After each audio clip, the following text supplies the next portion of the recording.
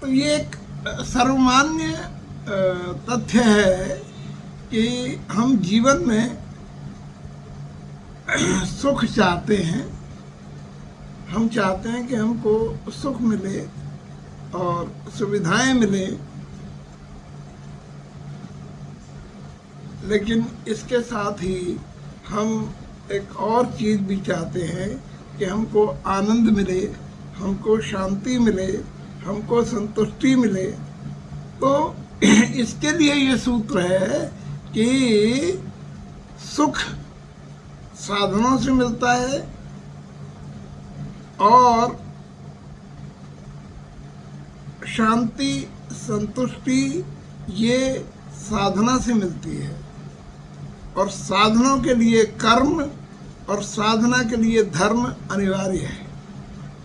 तो साधन जितने भी हम एकत्रित करते हैं उनके लिए जो सबसे आवश्यक चीज़ है वो है कर्म, कि हमारे कर्म जो हैं उस दिशा में अगर होंगे, हमको जो भी हम प्रयत्न कर रहे हैं, हम पद प्राप्त करना चाहते हैं, हम एक पोजीशन प्राप्त करना चाहते हैं, उसके माध्यम से हम सुख सुविधाएं अर्जित करना चाहते हैं, तो वो हम जब उन चीज़ों को प्राप्त कर लेते हैं अपने कर्म के माध्यम से, देखो बिना कर्म के वो भी नहीं मिलता। हम सब कैरियर में आगे बढ़ना चाहते हैं, कैरियर प्राप्त करना चाहते हैं, उसमें उन्नति करना चाहते हैं। इन सब के लिए हमको एक निश्चित विधान के अनुसार कर्म करना पड़ता है, और उस कर्म में हम जब सफल हो जाते हैं तो हमें उन वस्तुओं की, पदों की उपलब्धि होती है। और उन उपलब्धियों के माध्यम से जो हम अर्जित करते हैं, उस अर्जन से हम उन अपनी अपनी रुचि के अनुसार वांछित सुख सुविधाओं के साधन एकत्रित करते हैं। और बिना साधनों के सुख नहीं मिल सकता। जैसा मैंने अभी बताया कि अगर हमको गर्मी में ठंडक का सुख चाहिए, आनंद चाहिए, और हम चाहते हैं कि हम अपने कमरे में एयर कंडीशनर लगवाएं, तो वो सुख एयर कंडीशनर से ही मिलेगा।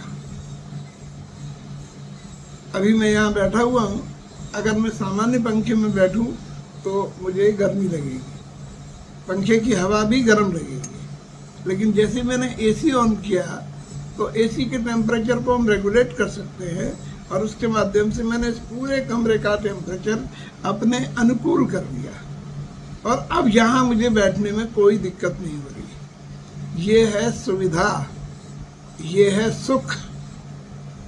ध्यान रखो, सुख का संतुष्टि से कोई डायरेक्ट लेना देना नहीं है। सुख से थोड़ी बहुत संतुष्टि मिल भी सकती है, लेकिन ये भी हो सकता है कि सुख से संतुष्टि बिल्कुल न मिले। सुख एक अलग चीज़ है, संतुष्टि एक अलग चीज़ है। क्यों है ऐसा? सुख और संतुष्टि अलग अलग क्यों हैं?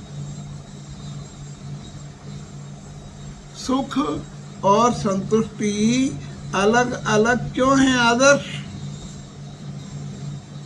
शांति जो है वो भाव का प्रतीक है, तो हम उसको फील करते हैं। बिल्कुल सही है। सुख जो है वो फील तो हम सुख भी करते हैं, लेकिन सुख जो है वो शरीर के तल पर अनुभव की जाने वाली चीज है। सुख को हम शरीर के तल पर अनुभूत करते हैं, लेकिन संतुष्टि और शांति ये हम कहीं भीतर गहरे तल पर उपलब्ध करते हैं, वहाँ उसकी अनुभूति होती है। तो जो आनंद है, जो संतुष्टि है, वो भीतरी वस्तु है, और जो सुख है, जो सुविधा है, वो बाहरी वस्तु है। और इसीलिए बाहरी वस्तु को प्राप्त करने का जो उपाय है वो साधन है, और साधन को इकट्ठे करने का जो उपाय है वो कर्म है। लेकिन केवल कर्म करना, हम केवल, ऐसे भी हैं लोग खूब पर्याप्त मात्रा में जो कर्म को प्रधान मानते हैं कि कर्म किए बिना कुछ नहीं होगा। कर्म तो है ही, ऐसा तो कह ही नहीं सकते, क्योंकि ये मनुष्य की नियति है, मनुष्य की व्यवस्था है कि वो एक क्षण भी कर्म किए बिना नहीं रह सकता। उसे कर्म करना ही है तो वो कर्म करता ही है। लेकिन वो कर्म का प्रयोजन क्या है, उस कर्म का हेतु क्या है, उस कर्म का पर्पस क्या है। तो जैसा सूत्र के आधे भाग में बताया गया है कि सुख साधनों से मिलता है, और कर्म का हेतु अगर सुख प्राप्त करना है तो निश्चित ही उसकी दिशा साधनों को एकत्रित करने वाली दिशा होगी। और अगर हमारे अंतर जगत में, अंतर मन में, भीतरी तल पर कुछ उपलब्धि नहीं है तो ये बाहरी सुख कोई बहुत ज़्यादा काम का नहीं होता। इसीलिए ये कहा है कि सुख के लिए साधन चाहिए, साधन के लिए कर्म चाहिए। लेकिन दूसरा भाग क्या है इसका, क्या लिखा है उसमें?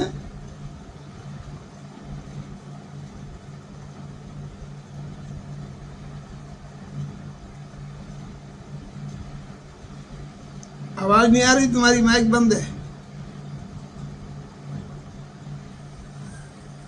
साधनों के लिए कर्म और साधना के लिए धर्म अपरिहार्य है। हाँ, साधना के लिए, साधना से क्या मिलेगा? शांति। शांति। जब तक देखो, शांति की स्थिति सर्वोच्च है। व्यक्ति की सर्वोच्च आकांक्षा अगर कुछ है तो वो शांति की, इसीलिए सुख के साथ में शांति अनिवार्य रूप से जोड़ी जाती है। हम पूछते भी हैं तो वाक्य यही पूरा बनता है, और सब सुख शांति है। केवल सुख अगर है तो जरूरी नहीं है कि शांति है, लेकिन अगर शांति है तो सुख है ही। सुख जो है वो तो अगर आपके चित्त में शांति है, अगर आपके मन में शांति है, अगर आपके भीतरी तल पर शांति है तो सुखी हैं आप। लेकिन अगर आप केवल सुखी हैं तो ये बिल्कुल बाह्य जगत की बात हो सकती है, बाहरी तल की बात हो सकती है। शरीर के तल पर आप सुखी हो सकते हैं और इसको जीवन के प्रत्येक क्षेत्र में अनुभव किया जा सकता है। चाहे वो हमारा शिक्षा का क्षेत्र हो, चाहे वो हमारे कैरियर के संघर्ष का क्षेत्र हो, चाहे कैरियर प्राप्त करने के बाद कार्य क्षेत्र हो, चाहे वो हमारा पारिवारिक क्षेत्र हो, चाहे वो हमारा नितांत निजी वैयक्तिक जीवन का क्षेत्र हो, उसमें भी अगर हम केवल सुख के अधीन चल रहे हैं या सुख की मानसिकता पे चल रहे हैं तो जरूरी नहीं है कि हमें शांति प्राप्त हो ही जाए। और शायद इसीलिए संघर्ष बहुत ज़्यादा है, क्योंकि हम अपने अंतर मन में शांति ही चाहते हैं। सुख नहीं भी होगा तो चलेगा, लेकिन शांति नहीं होगी तो नहीं चलेगा। शांति के बिना जो व्याकुलता मन में पैदा होती है, शांति की जो चाहत है, शांति के लिए जो अकुलाहट है, वो इतनी नैसर्गिक है कि उसके बिना हमारा जीवन कृतकृत्य हो ही नहीं पाता। लेकिन शांति एक ऐसी चीज़ है कि जैसे ही वो जीवन में अवतरित होती है, जैसे ही जीवन में आती है, वैसे ही हम कृतकृत्य महसूस करने लगते हैं। और ये कृतकृत्यता क्या है? जो भी करने योग्य है वो कर लिया गया है। यानी शांति जब प्राप्त हो जाती है तो कुछ भी करने को शेष नहीं रहता। क्योंकि वो लक्ष्य अन्यथा बाहरी जगत के जितने भी लक्ष्य हैं, जितने भी, उन सब में उसके आगे उसके आगे उसके आगे कुछ न कुछ लगा ही रहता है। हम चाहे जितनी भी सुख की सामग्री इकट्ठी कर रहे, आज की सामग्री कल आने वाली सामग्री उसको बिल्कुल फीका कर देती है। आज की तारीख में जो मोबाइल सेट सबसे बढ़िया है, कल ही जब उसका दूसरा वर्जन आ जाएगा तो वो बेकार हो जाएगा और थोड़े दिन में वो ऑब्सोलीट हो जाएगा। तो इस तरीके से सुख की जो अवधारणा है वो हर नया सुख पुराने सुख को धुंधला कर देता है, उसको कमजोर कर देता है। और इसीलिए जब हमारा सुख पुराना होता है और हम किसी के पास नया सुख देखते हैं, नए सुख का साधन देखते हैं, तो हमारे मन में उसको प्राप्त करने की जिज्ञासा पैदा होती है, उसको प्राप्त करने की लालसा पैदा होती है और उसके लिए अगेन वही दुष्चक्र पूरा का पूरा कि उसके लिए फिर से वो कर्म करो। और इसी सिलसिले में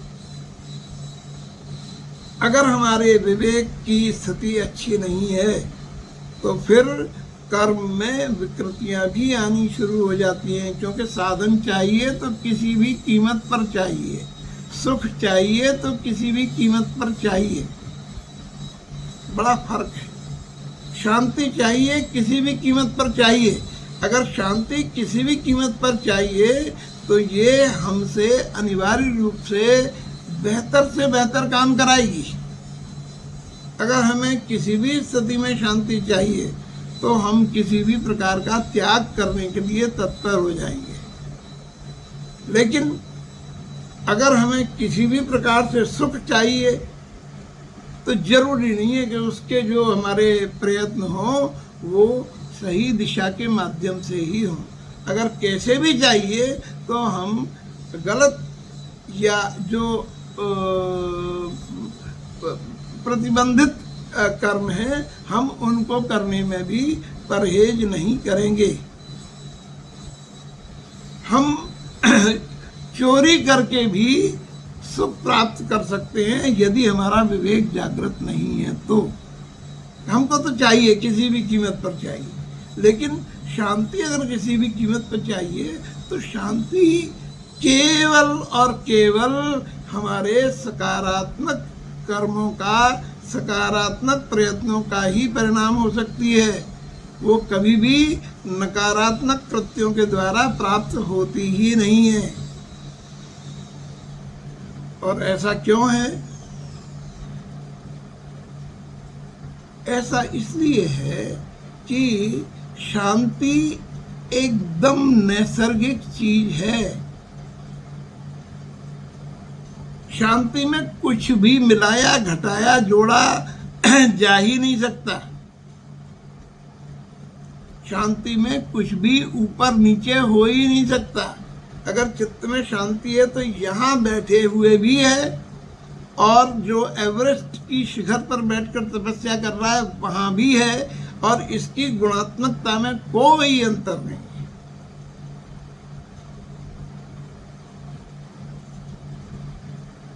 हम जनरली जब किसी विषय में उलझते हैं या उसके बारे में हम कुछ निर्णय करना चाहते हैं तो हम बाह्य परिस्थितियों को देखते हैं। अभी रिसेंटली मेरे सामने एक ऐसा प्रश्न आया कि जिसमें एक महत्वपूर्ण निर्णय है, और उस महत्वपूर्ण निर्णय करने से पहले हमने विचार किया कि इस निर्णय में हमारी सुविधा है, हमारी पारस्परिक सामंजस्य है, हमारे बीच में एक सामंजस्यपूर्ण संबंध है, या हमारे बीच में प्रेम है। तो जब निष्पक्ष और ईमानदार उत्तर मिला तो वो ये मिला कि प्रेम का तो पता नहीं, लेकिन सामंजस्य है, मैत्री भाव है, और बाकी सुविधाएं भी हैं, ये सब चीजें हैं। तो हम जो निर्णय लेते हैं वो प्रायः इसी तरह से लेते हैं। अभी हमको परिणाम में क्या चाहिए? हमको परिणाम में चाहिए सुख भी और शांति भी। जीवन में जो हम निर्णय ले रहे हैं उसके परिणाम में हमें केवल सुख नहीं चाहिए।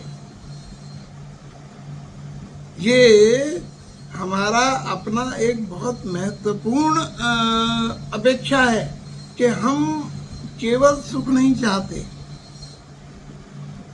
हम सुख के साथ अनिवार्य रूप से शांति भी चाहते हैं।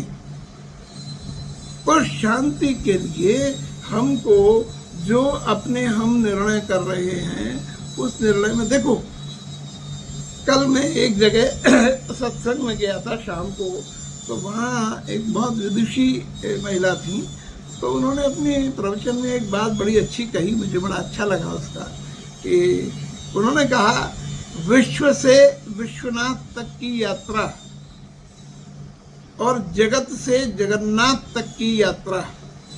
हमारे जीवन में भी लक्ष्य यही है कि हम संसार से ऊपर उठ के उस डिवाइन तत्व तक पहुँचें, उसकी अभिव्यक्ति हमारे माध्यम से हो जाए। और ये यात्रा अगर हम धर्म के माध्यम से इसको देखेंगे तो यही यात्रा विश्व से विश्वनाथ और जगत से जगन्नाथ तक की यात्रा है। और इस यात्रा के लिए 3 उपाय हैं, 3 ही मार्ग हैं।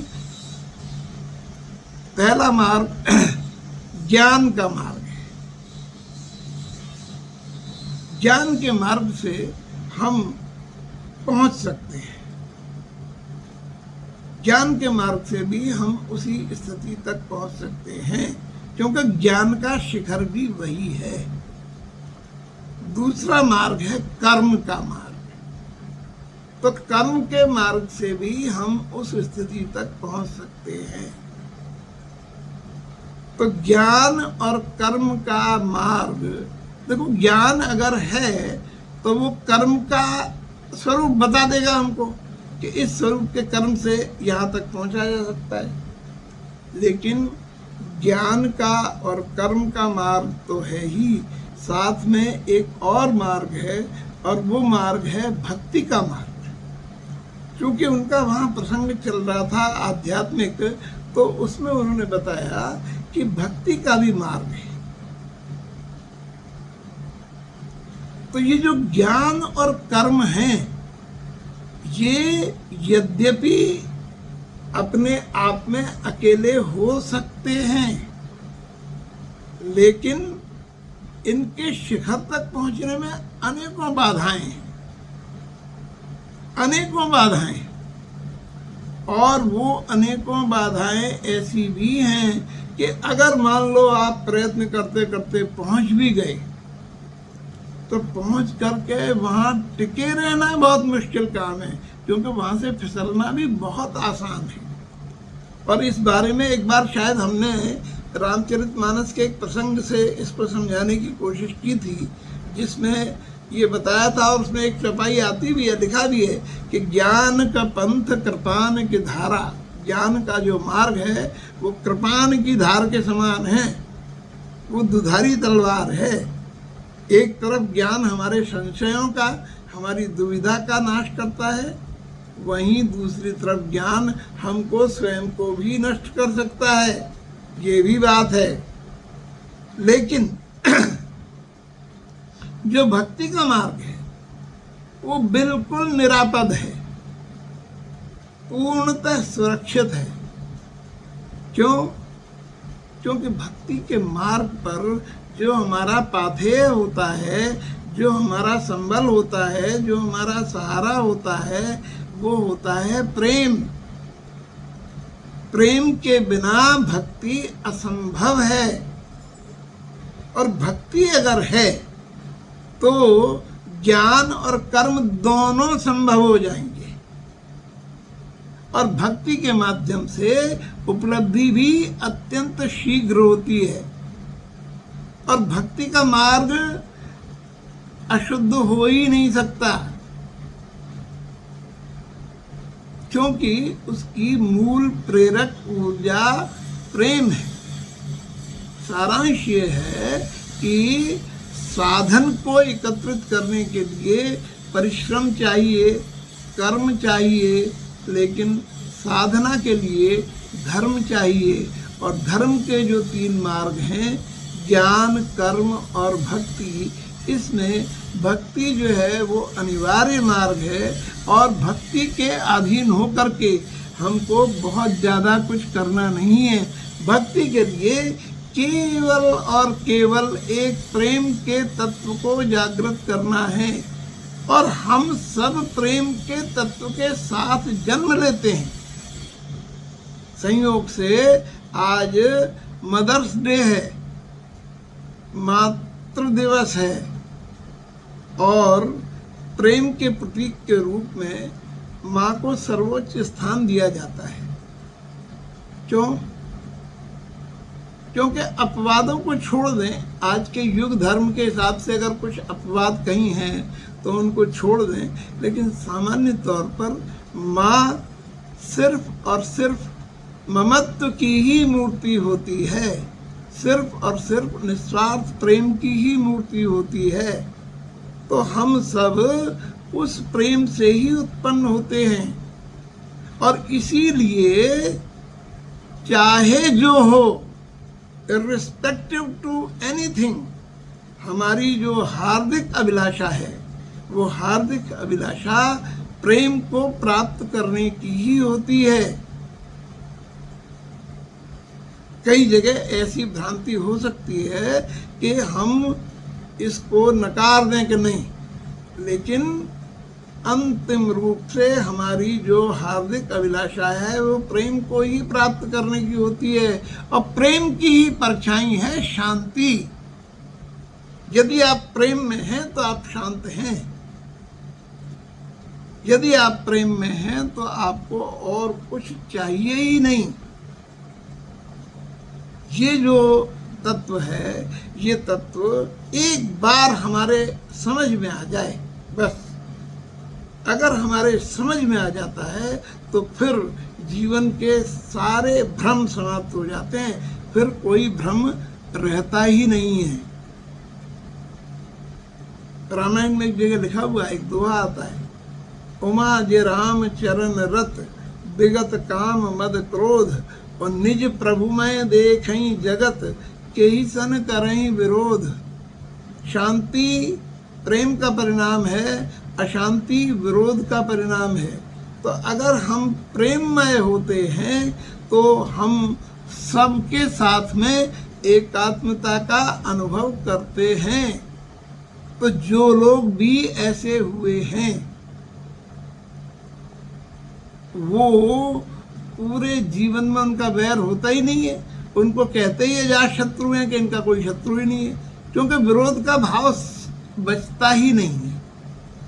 अभी ये तो हो गई उच्चतम स्तर की बात।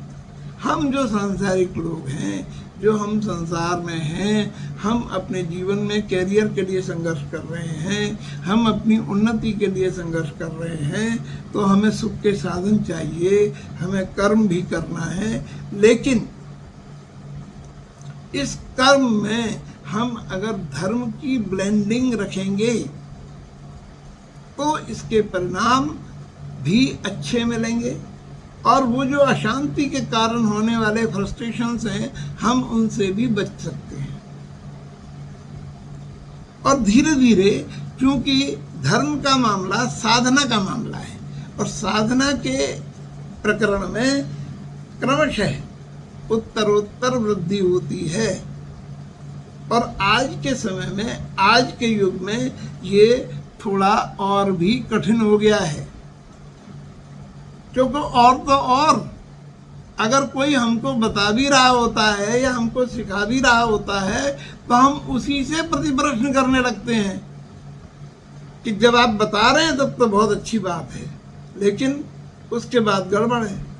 तो ये जो हमारी वृत्ति है कि हम किसी के प्रति, कल मैं जब जिस सत्संग में था उसमें एक ने प्रश्न किया कि आज इतने कथा, भागवत, रामायण, संत समागम, दुनिया भर की चीज़ें होती हैं और करोड़ों रुपए की होती हैं सब तरफ, और उनमें लाखों करोड़ों लोगों की सहभागिता हो रही है, सब लोग उसमें शामिल हो रहे हैं, लेकिन जीवन में जो कुछ भी दिख रहा है वो सब उसके विपरीत दिख रहा है। तो इसका क्या कारण है? तो इसका सबसे पहला कारण जो उन्होंने बताया, वो बताया कि एक तो युग का धर्म है। अध्यात्म की चीजों को अध्यात्म की भाषा में और अध्यात्म की विधियों से ही समझा जा सकता है। वहाँ यदि हम जिसको आधुनिक भाषा में हम कहते हैं कि वैज्ञानिक सोच, जो तर्कपूर्ण भाषा है, जिसमें हम हर जगह दिमाग का, बुद्धि का इस्तेमाल करते हैं और तर्क अप्लाई करते हैं, उस तरीके से किसी भी वास्तविक और सच्चे निर्णय पर नहीं पहुंचा जा सकता। आज की तारीख में विज्ञान की प्रगति इतनी चमत्कृत कर देने वाली है कि देखो, हम सब अलग अलग जगह, सर्जना मथुरा में है, निहारिका मेरठ में है, आदर्श बम्बई में है, प्रद्युम्न बेंगलोर में है, ये सब, और हम बिल्कुल साक्षात बात कर रहे हैं, एक दूसरे को देख रहे हैं, एक दूसरे को समझ रहे हैं, एक दूसरे की बात सुन रहे हैं। तो ये प्रगति चमत्कृत कर देने वाली प्रगति है, इसमें कोई संदेह नहीं। तो जो विज्ञान का तर्क है, जो विज्ञान की भाषा है, उसको सिद्ध करने की विधि है, वो अपनी जगह उपयोगी है। लेकिन इस सब के बाद भी ये जो बुद्धि है, इस बुद्धि का क्षेत्र अत्यंत सीमित है, जो साधनों को इकट्ठा करने में, जो कर्म को करने में सहायक हो सकता है। लेकिन साधना के पथ पर, जिस पथ पर हमें धर्म के साथ चलना है, उसके पथ पर बुद्धि की सीमाएं हैं। और वो सीमाएं क्यों हैं? सिंपल, हम अपने अंदर ही जब देखते हैं कि हम शांति प्राप्त करना चाहते हैं, संतुष्टि प्राप्त करना चाहते हैं, तो संतुष्टि प्राप्त करना, संतुष्टि असीम है, शांति असीम है।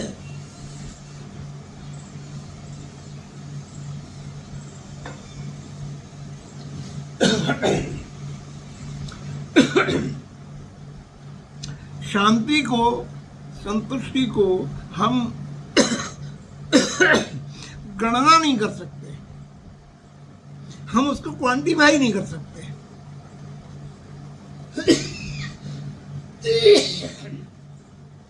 लेकिन साधनों को हम क्वांटिफाई कर सकते हैं, उनकी हम गणना कर सकते हैं, और जिस चीज की भी हम गणना कर सकते हैं वो चीज ससीम है, उसकी लिमिटेशंस हैं।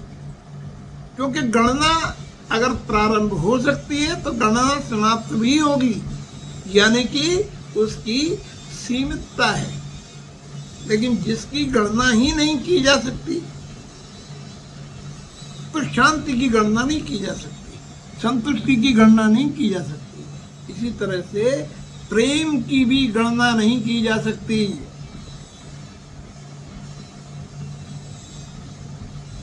इसीलिए वो प्रश्न अपने मूल में ही गलत है, जिसमें हम ये कहें कि तुम हमको कितना प्रेम करते हो।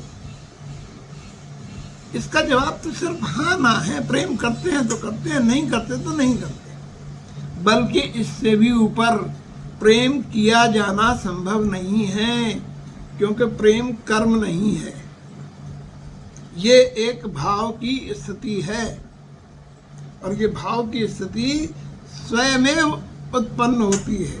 और अगर ये उत्पन्न होती है तो होती है, नहीं होती तो नहीं होती।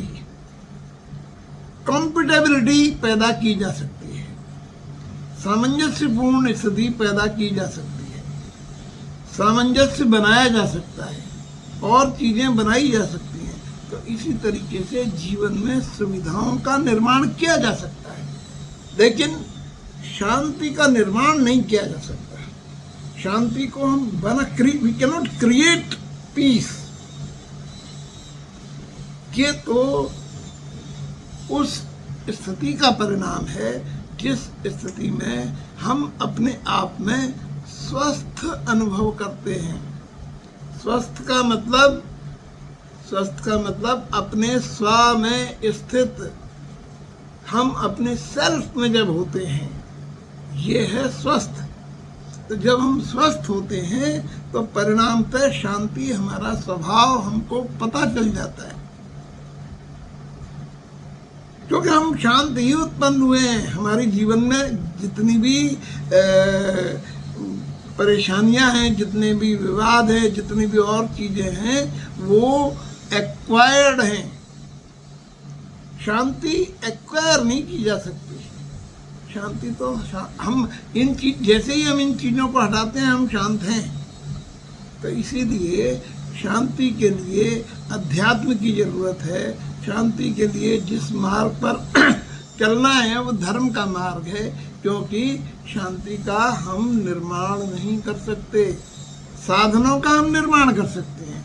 और इसीलिए प्रतिदिन हमारे श्रेष्ठतम और बौद्धिक कर्मों के द्वारा परिणाम स्वरूप इतने साधन विकसित होते जा रहे हैं कि जिन साधनों की और उनसे प्राप्त होने वाली सुविधाओं की कोई सीमा ही नहीं है। अगर 3 लाख रुपए की कार आ रही है तो 300 करोड़ रुपए की भी कार आ रही है। और अगर उपयोगिता के हिसाब से देखा जाए तो गति के हिसाब से ही उपयोगिता है कि यहाँ से वहाँ जाने के लिए कार चाहिए, लेकिन उसके अंदर फिर इतनी सारी चीज़ें दे दी गई। ये है बुद्धि का कमाल कि ये भी है, ये भी है, ये भी है, ये भी है। तो हम उसको क्रिएट करते हैं बुद्धि के द्वारा। लेकिन जितनी भी नैसर्गिक चीज़ें हैं उनका क्रिएशन संभव नहीं है। आज के इस जबरदस्त प्रगतिशील वैज्ञानिक युग में, जिसमें कि वैज्ञानिक उपलब्धियों का कोई सीमा नहीं है, हम क्या क्या कर पा रहे हैं और क्या क्या कर रहे हैं, ऐसी स्थिति में जरा हम सोचें कि हमने हर चीज़ बना ली। हमने अभी मुझे एक हॉस्पिटल में जाना पड़ा तो एक ब्लड टेस्ट हुआ। तो उस ब्लड टेस्ट में जब ब्लड निकाला गया सिरिंज में, तो मेरे मन में ये कल्पना आई कि इस सिरिंज में जो ब्लड निकाला गया है, इस ब्लड में कितने प्रकार के टेस्ट संभव है। तो कोई 100, 200, 500 प्रकार के टेस्ट संभव हैं उस ब्लड में। इसका मतलब ये है कि उतने प्रकार की चीजें हमारे अंदर विद्यमान हैं, और वो जब जांच करते हैं तो मालूम पड़ जाता है। थोड़ा सा जो बहुत बुद्धिवादी लोग हैं, जो 24 घंटे बुद्धि और तर्क और विवेक के आधार पर ही अपना काम करते हैं, उनमें ये विचार जागृत होना बहुत जरूरी है कि अगर हमको किसी भी चीज़ का कंपोजिशन मालूम है, उसके रचना के अवयव पता हैं, तो हम उस वस्तु की रचना कर सकते हैं कि नहीं कर सकते? क्यों नहीं आ रही का? अगर किसी वस्तु की कंपोजिशन है, कर सकते हैं ना। किसी वस्तु की कंपोजिशन हमको मालूम है तो हम उसकी रचना कर सकते हैं। तो ब्लड की कंपोजिशन हमें मालूम है, लेकिन किसी भी लैब में ब्लड बनाया जा सकता है?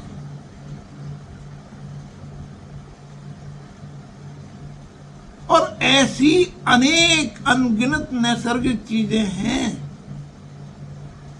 हम अगर बस जो अध्यात्म का पथ है, जो धर्म का पथ है, वो हमारी सोच में इसी गहराई को भरने का प्रयत्न है कि जब हम उस रास्ते पर चलते हैं तो परिणाम शांति ही निकलता है। क्यों?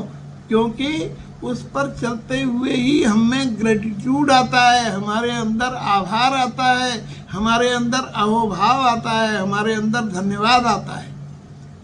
और बुद्धि के और कर्म के मार्ग पर चलते हुए अनिवार्यतः थकान आती है।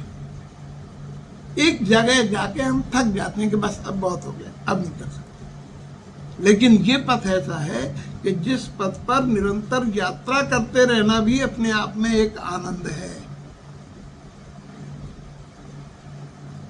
छोटी छोटी चीजें, सिर्फ जरा हम विचार तो करके देखें।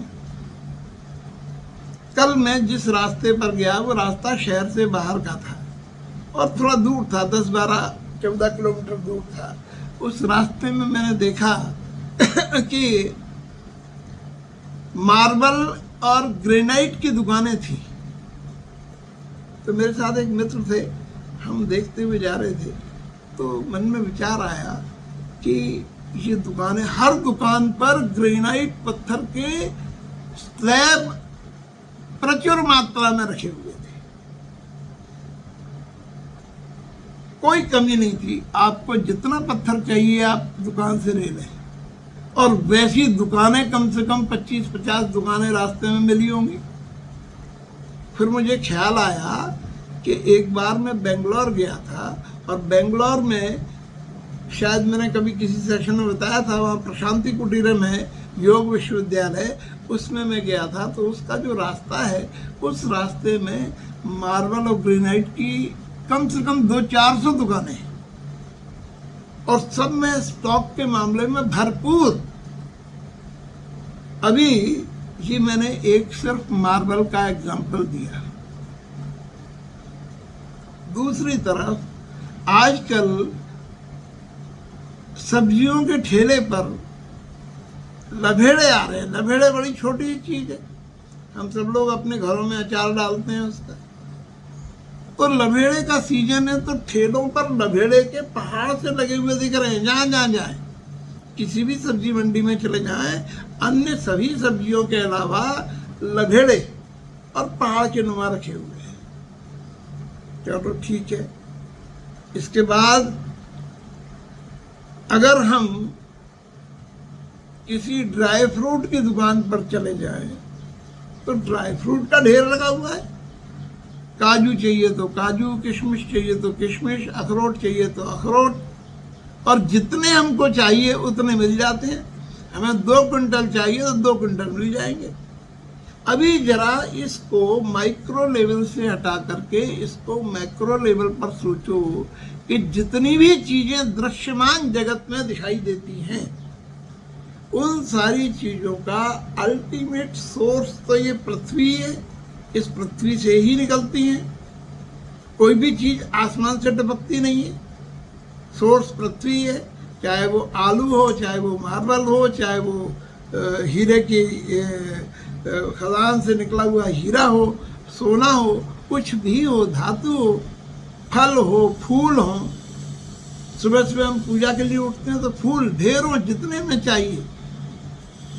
अगर मंदिरों में कोई उत्सव है तो श्रृंगार के लिए क्विंटल फूल चाहिए, तो वो भी उपलब्ध है। तो ये सब आपूर्ति कहाँ से हो रही है? और इनमें से एक भी चीज विज्ञान नहीं बना पाता। सबकी संरचना पता है। एक छोटा सा फूल, उस फूल की एक वनस्पति शास्त्री पूरी व्याख्या कर सकता है। उसको पूरी तरह से एक एक चीज का नाम बता सकता है, एक एक चीज का कंपोनेंट क्या है, किससे बना है, सब बता सकता है। लेकिन दुनिया की किसी भी लैब में फूल बनाया नहीं जा सकता।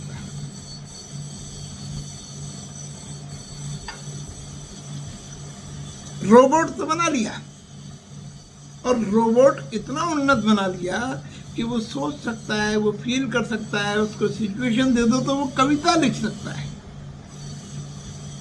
मतलब विज्ञान की उन्नति यहाँ तक है। कुल मिला के जो सार की बात है वो ये है कि सुख प्राप्ति के लिए साधन चाहिए, और वो साधन हम कर्म के द्वारा प्राप्त कर सकते हैं। लेकिन केवल कर्म, केवल बुद्धि, ये अंतिम निष्कर्ष तक हमको नहीं पहुंचा सकती।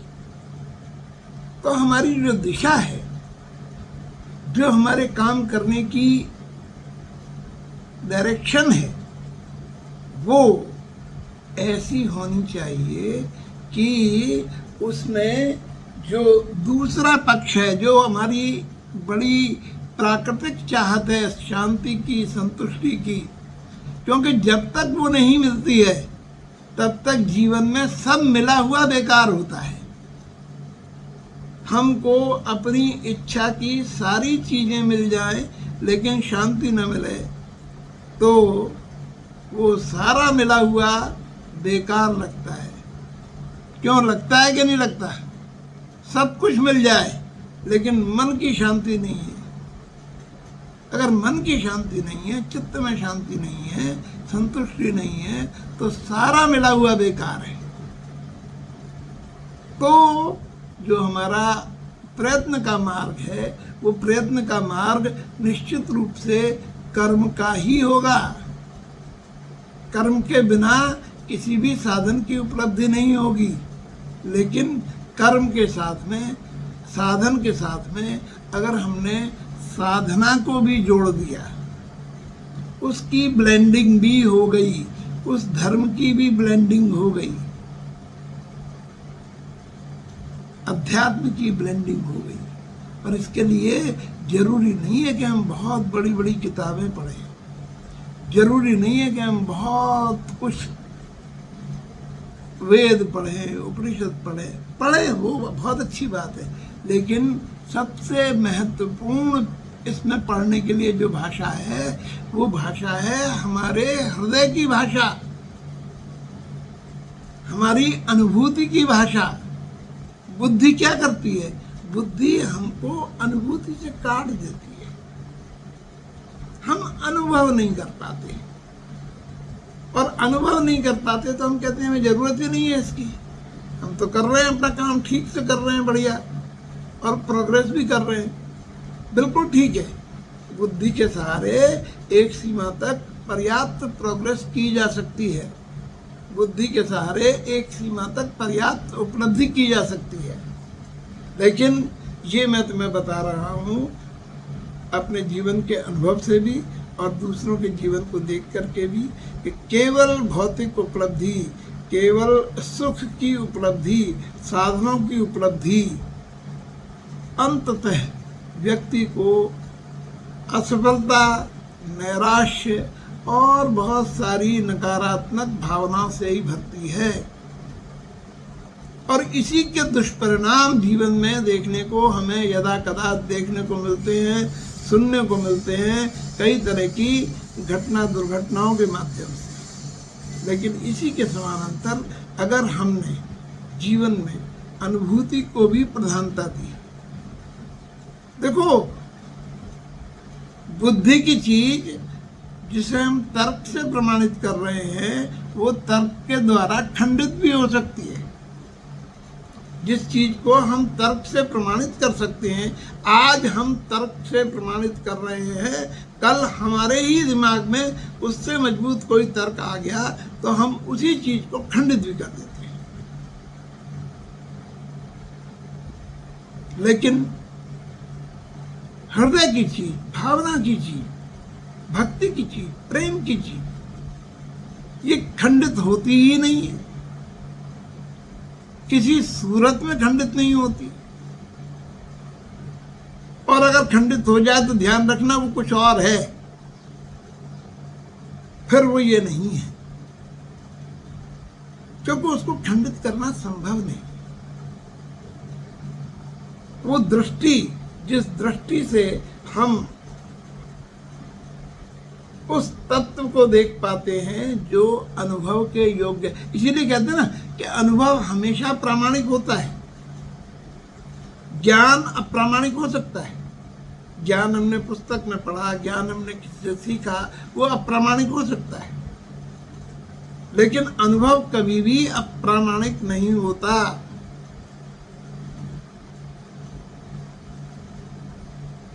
मेरी बहुत सारे लोगों से जान पहचान है, ये मेरा ज्ञान है, इसमें गड़बड़ियां हो सकती हैं, लेकिन मेरा किसी से प्रेम है, मेरी किसी से आत्मीयता है, ये अनुभव अगर मुझे है तो ये अनुभव कभी गलत नहीं हो सकता। और ये अनुभव, देखो दो रास्ते हैं चलने के, एक ज्ञान के आधार पर और एक अनुभव के आधार पर। अनुभव के आधार पर जिस रास्ते पर हम चल रहे हैं वो सही जगह ही ले जाएगा, क्योंकि वो अनुभूत सत्य है, जो एक्सपीरियंस ट्रुथ है, उसका परिणाम तो गलत आ ही नहीं सकता। तो एक्सपीरियंस से ज़्यादा साइंटिफिक कोई चीज़ है ही नहीं। अगर हम साइंटिफिक वे ऑफ थिंकिंग भी मानते हैं कि यही प्रामाणिक है, तो भी हमको एक्सपीरियंस को मानना ही पड़ेगा। तो कुल मिलाकर के जो आदर्श तुम्हारा प्रश्न था कि सुख के लिए साधनों की ज़रूरत होती है और शांति के लिए साधना की ज़रूरत होती है, और साधन के लिए कर्म और शांति के लिए धर्म, ये अनिवार्य है। तो जो सारांश निकलता है जीवन के लिए वो यही निकलता है कि कर्म तो अनिवार्य है ही, क्योंकि कर्म हमारी नियति है, वो हमें करना ही है, हम चाहें और या न चाहें, हम कर्म में ही रहेंगे। लेकिन उस कर्म के साथ अगर हमें थोड़ा सा धर्म का बोध हो जाए बस, और इस बोध के लिए केवल और केवल अपने अंदर देखने की आवश्यकता है। और हमारे ये सेशंस, हमारी ये प्रक्रियाएं सारी की सारी उसी दिशा में किया जाने वाला काम है कि हम थोड़ा सा अंतरावलोकन कर सकें, और कृपा करके इसमें हम जजमेंटल ना हो, क्योंकि इस समय जो मैं बोल रहा हूँ, जो मैं कह रहा हूँ और जो कहता हुआ दिख रहा हूँ, वो सारा का सारा फ्लो जहाँ से आ रहा है, इसमें व्यक्ति महत्वपूर्ण नहीं है, इसमें विचार महत्वपूर्ण है। तो हम विचार को ग्रहण करें। हम क्या करते हैं, बुद्धिवादी लोग व्यक्ति की एनालिसिस करने लगते हैं, बुद्धिवादी लोग व्यक्ति को जज करने लगते हैं। अरे छोड़ो व्यक्ति को, व्यक्ति का सिर्फ इसीलिए धन्यवाद करो कि उसके माध्यम से मिल रहा है, दैट्स ऑल, बस उतना ही काफी है।